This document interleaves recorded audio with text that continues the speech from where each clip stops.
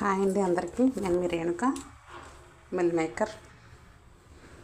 Maker keema fry చేసుకుందామండి. వేడి నీళ్ళు కాగాక దానిలో మనం మిల్ మేకర్ వేసి మూత పెట్టేస్తే సరిపోతుంది. కొంచెంసేపు పక్కన పెట్టేసి వెల్లుపు స్టవ్ వెలిగించి స్టవ్ మీద ప్యాన్ పెట్టుకోండి.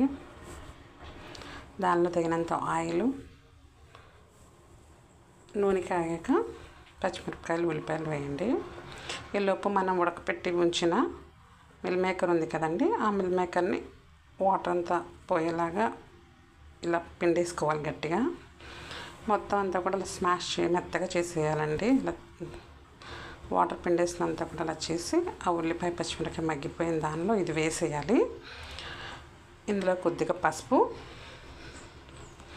అలాగే తగినంత సాల్ట్ కూడా వేస్తున్నాను. ఇలా వేసుకున్న తర్వాత ఒకసారి మొత్తం కలిపేసుకోవాలండి. ఇలా కలుపుకున్న దానిలో నేను కారం వేసాను. దానిలో కొంచెం అల్లం వెల్లుల్లి పేస్ట్ వేసాను. తర్వాత మసాలా పౌడర్ వేసి దించేసానండి. క్లిప్ మిస్ అయింది. మీకు నచ్చితే కనుక లైక్, షేర్, సబ్స్క్రైబ్ చేయండి. మిల్ మేకర్ కీమా రెడీ అయిందండి. చాలా టేస్ట్గా బాగుంటుంది.